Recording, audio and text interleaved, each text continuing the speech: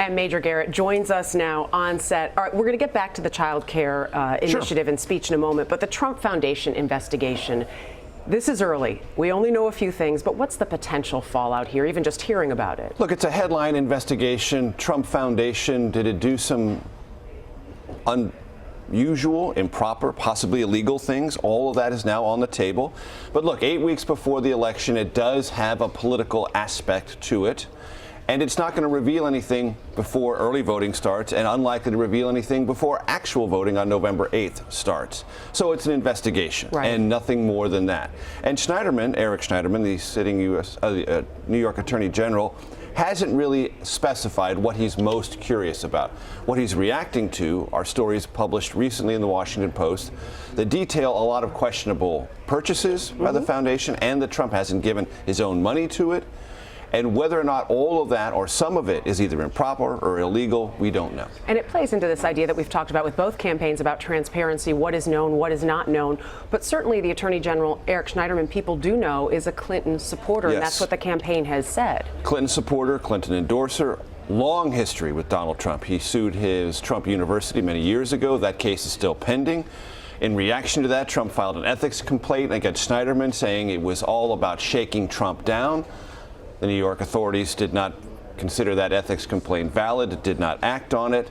Trump's also contributed to Schneiderman's campaign at least once. So they have a long history going back and forth on this. And when Trump says he's a Democrat, he's a Clinton endorser, and this is coming at the last minute, all of that is true. It doesn't mean it's a politically motivated investigation, but it does cast it in a light that Trump supporters will see as potentially motivated by politics. The other big news last night were the child care proposals that we started hearing from Donald Trump. This was not a typical Republican child care proposal, especially with that paid maternity leave. Right, and all I can say is a policy compare and contrast. Hallelujah. I've been waiting for this for so long. We're talking policy right now in politics? Yes, what? How great is that? It's a real issue, and there are real dimensions to the Trump proposal. This is not just something pulled off the shelf that's been sitting there for years that Republicans have never really been serious about.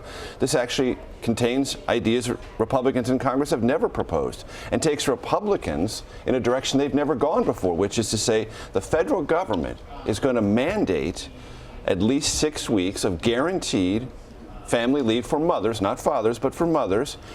Now, the pay-fors are a little bit different than Hillary Clinton. Hillary Clinton has 12 weeks. She wants to pay for it through higher taxes on the wealthy. And for all mothers and or for fathers. mothers and fathers at 2/3 of the wages you were earning before you went on leave. Trump's reimbursement is quite possibly much lower than that because it is tied to state unemployment insurance compensation. Varies by state and usually lower than that 2/3 threshold. And he would pay for it by eliminating waste, fraud, and abuse in the unemployment insurance program federally. Not exactly sure how that works or if it's a straight up pay for, but at least these are real details about a real issue that lots of voters care about. And now you have both parties for the first time saying the federal government now must mandate some form of family leave, and that's never happened before. And Trump's certainly reaching out to the women that many believe he must court in order to try to win this campaign. And using by far the most important, persuasive advocate within his campaign, happens to be his daughter, Ivanka, who speaks to millennials, speaks to women, has experience as a working woman. One other thing about this debate that's interesting. Trump has said previously when he's talked about this, you know, I did this for my companies. He did not for his employees. He did it for guests of his resorts and his golf courses, on-site childcare. But employees for Trump never had access to that benefit. Right now in Ohio, a new poll out, and Trump with a slight lead over Hillary Clinton. What do you make of the new numbers? It's up 5 points right now. So this is a very credible poll. Bloomberg Politics, Ann Selzer, who does all the polling in Iowa, has now taken her polling methods and methodologies to a lot of other battleground states. Her polling has always been sensational and the most accurate in Iowa, and I can't believe she would take her modeling and sort of make it cheaper or less reliable anywhere else. So I think this is a very credible poll.